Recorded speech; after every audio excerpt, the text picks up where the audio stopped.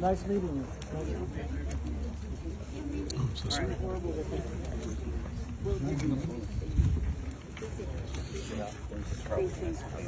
I'm going to stand up right here.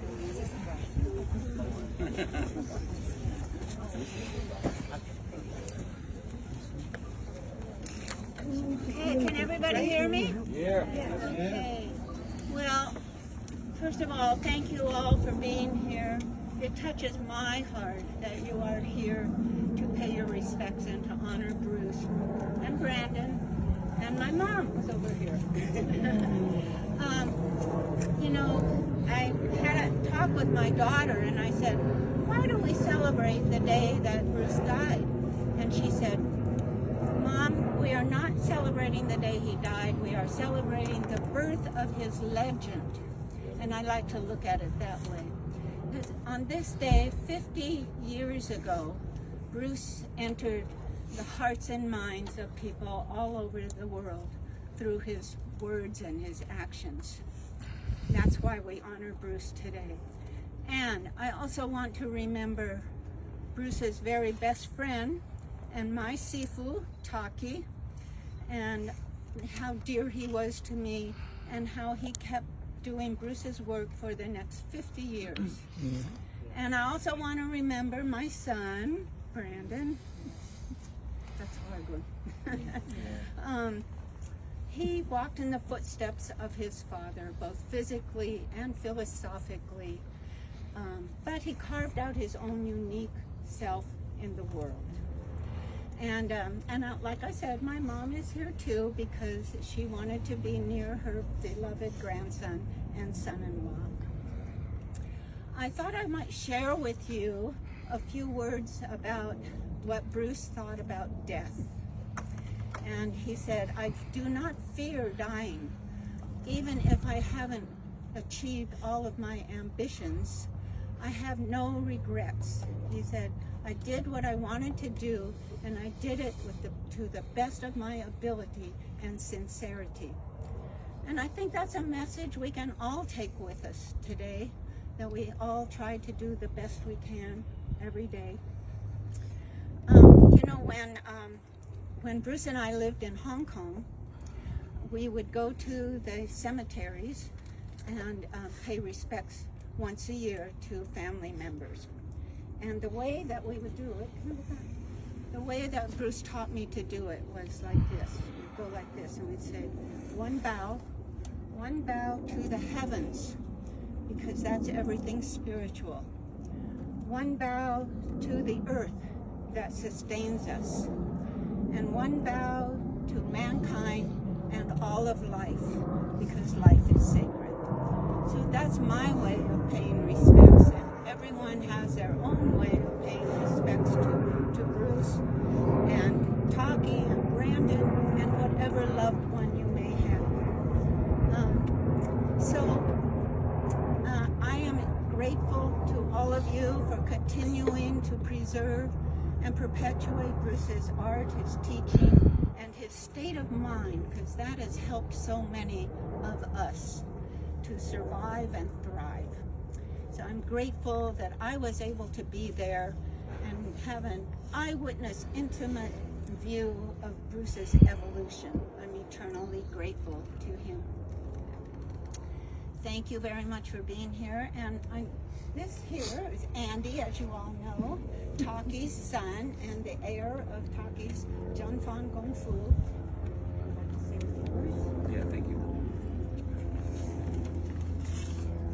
So this year, of course, marks the 50th anniversary of Bruce Lee's passing, and also the 30th of Brandon's, and the second year of my father's passing. So in honor of that, I just want to say a few words. So today we gather to commemorate the 50th anniversary of Bruce Lee's passing, a momentous occasion that holds great significance in the world of martial arts and beyond. Bruce Lee, the legendary martial artist, actor, and philosopher, left an indelible mark on the world during his short but impactful life. As we reflect on his legacy, we discover that his messages and teachings continue to resonate with us in profound ways, even to this day. Bruce Lee was not merely a martial artist, he was a visionary who transcended the boundaries of culture and nationality. His philosophy of Jeet Kune Do, the way of the intercepting fist, was more than just a fighting style. It was a philosophy of self-discovery and self-actualization. Lee believed in the importance of adapting and absorbing what is useful for different disciplines, letting go of the unnecessary, and being true to ourselves. Today we find his teachings relevant as we navigate the complexities of the modern world, encouraging us to embrace change, seek knowledge, and continuously evolve. His belief in the power of the human spirit, the unlimited potential within each of us, continues to inspire generations. The art of Jeet Kune Do is not just about fighting opponents. It is a vehicle for personal growth, reminding us through discipline, determination, and an unwavering pursuit of excellence, we can achieve our fullest potential. On this special day, we also remember another great individual who walked us alongside Bruce Lee, my late father, Taki Kimura. 2 years ago, we bid farewell to a man who was not only Bruce Lee's close friend and confidant, but also a living testament to the values they both cherished, loyalty and friendship. My father's message of loyalty was more than just a word, it was a way of life. He lived by principles that spoke of devotion, trust, and unwavering support for those he cared about.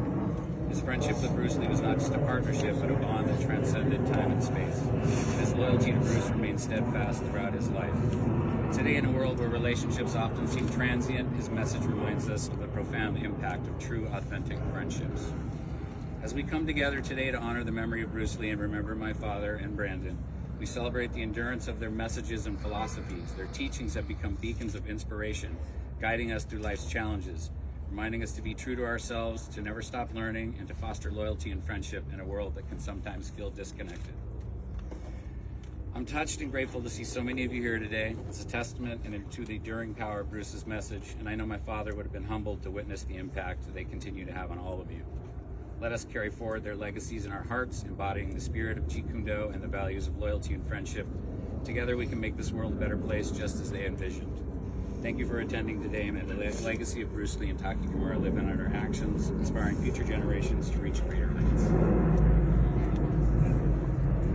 Thank you, and I think most of you know Abe Santos. He was a senior student of Taki's. I think he has a few words to say. I think I wrote something too, and so it's just And if anyone else would like to have something to say, I think Bruce. that's fine.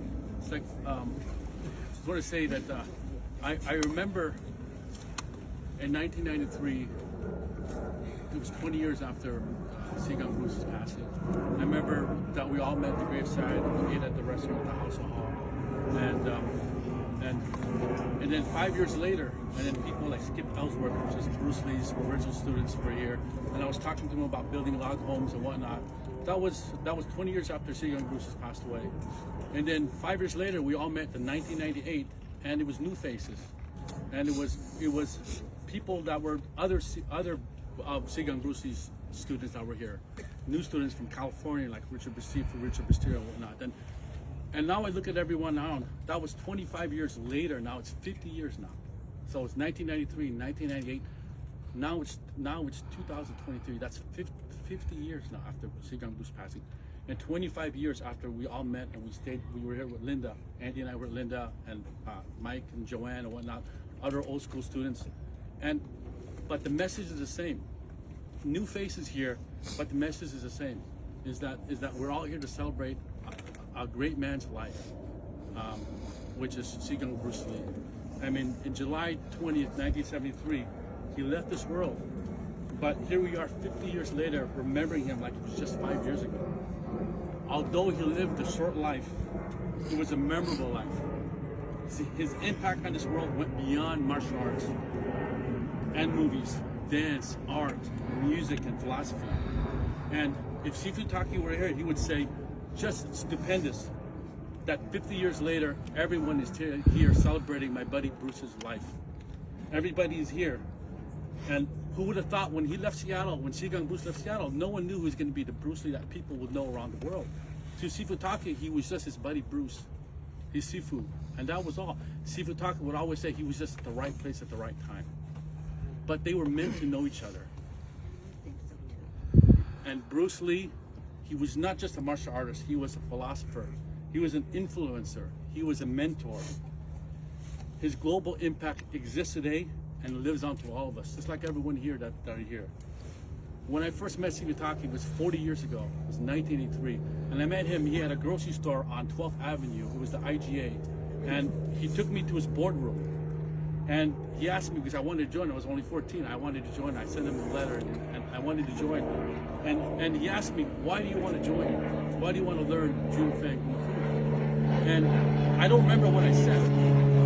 I don't know if I said it because it was self-defense or it was because I'm a big fan of Bruce Lee. But I do remember what he told me. And what he told me was this, was that we don't teach you how to fight. We teach you how to become a better individual, a better person. That's what Sifu Taki was about. Just like what his son Andy said, Sifu Taki was the epitome of Bruce Lee's philosophy. He lived it. He was that person. Because that was the answer Sifu Taki wanted me to tell him, was that I want you to become a better person. So now we try to carry the legacy that Sigang Bruce, that Sifu Taki had. And in our school, we tell our students, we teach you how to fight so you don't have to fight. So you have enough confidence in yourself to avoid any confrontation, to be able to handle any situation and adapt, and be confident that you're able to do that. And that was Sigang Bruce's message, was basically is to be yourself, to express yourself, to be the best version of yourself, and have confidence in yourself. And if you do that, you can break all barriers, your own personal barriers in life. And now I look back at it is I spent so much time with Sifu Taki for 40 years, and the last 20 years when the bookstore closed, spent one-on-one, and I feel like I knew Sifu Bruce because of all the stories that he used to talk, what he used to tell me about when they were hanging around Seattle and Skyway, drag racing and I-90 and telling each other dirty jokes and whatnot. So, but now here, what we do is we try to share the art and promote the legacy of Bruce Lee, because that's an important message. The important message is about life, the individual, about the mental aspect of martial arts, not the physicality. It's beyond that. When I was 14, I didn't understand what he meant, but now I do. It's the mental edge, physical, to rise above, and that's what we're here about. So thank you for everybody here to being here, and I'm glad Linda's here. Last time Linda was here at the Graveside with us was 25 years ago. So it was a great honor to have Linda here. I have been here more than that.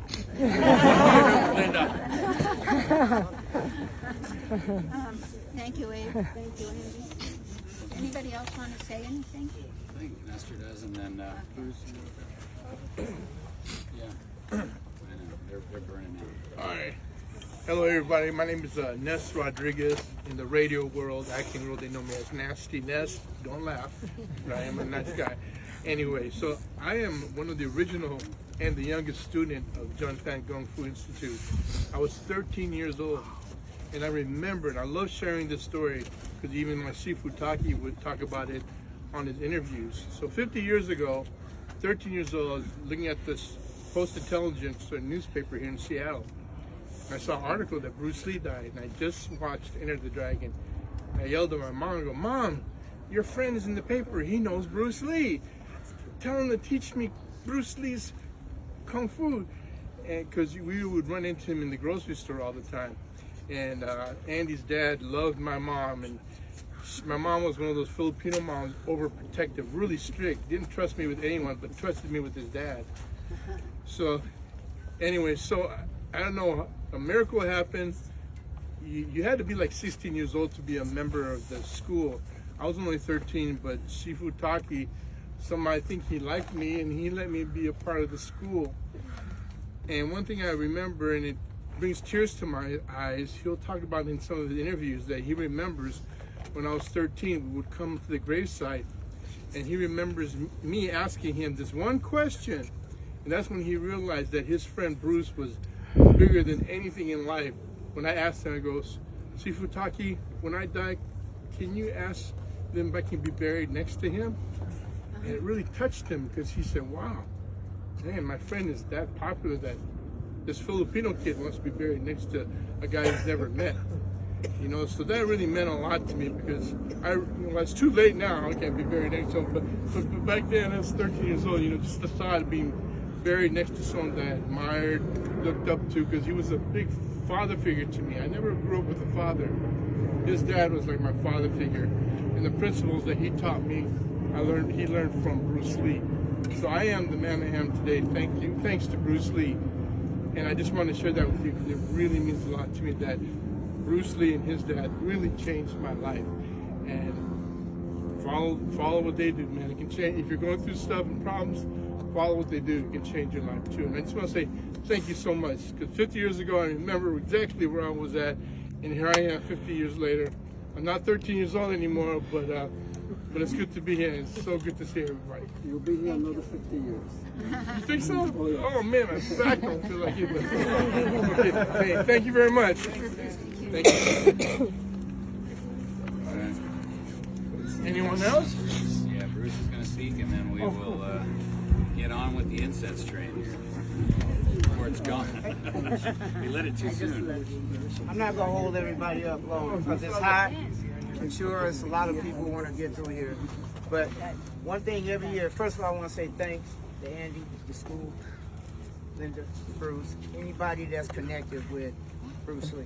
And the reason why I said that is I met Taki here back in 2000. Yeah. But what happens is, just like Nez said, Bruce Lee changed my life. Okay. I grew up in Cincinnati, Ohio. Long story short, come here. 28 years been here, but I met Taki. Taki told me something. Friendship is golden. Friendship is golden. He talked to any one of you all like he's known you 50 years. He would talk to you, but I loved you, and he changed my life. So one day we're sitting down, having lunch with him, and I said, you have a legacy to be passed forward. And he said, I don't want anything.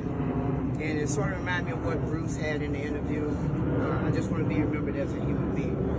And that's important. But today, where I'm here is the school, to represent the school and for what Taki stood for, the friendship. He was dedicated. He laid his life down to come here and meet people, go all over the world. I started a thing called the Taki Kumar Friendship of a Lifetime Award. It's been 10 years now. 10 years coming out here, but it's been longer because before that, I talked to him about it, and he didn't want anything, but I think he's way overdue. So today, being here, a real good friend that I miss, he passed away a few months ago. We shared some good moments. He told me a lot about how Taki changed his life, how Bruce changed his life. And it was a special thing to me to sit down and say, okay, who this year? And I thought about it, and I thought about what we shared. And this year, the Taki Kumar Friendship of a Lifetime Award is for Ron. And Ron's wife, Jamie, she's here. And I want to give her this, and she can hang it in her living room. But Ron was a friend. He shared Bruce Lee just like Taki shared Bruce Lee. He endlessly, he took me many places, the dogs and where Bruce ate at, but he shared Bruce Lee like Taki did. And that friendship meant something to me. So today, I want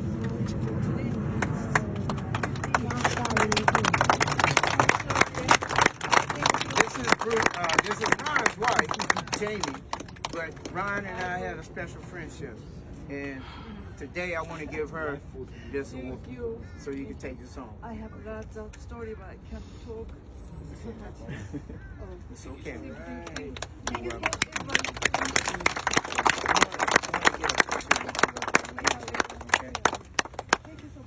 Thank you. So if we could, we'll start with Linda, and then we'll just get everyone lined up. If you want to come through and get a piece of incense and pay your respects, just bow 3 times, and somehow we'll try to cycle everyone in and out.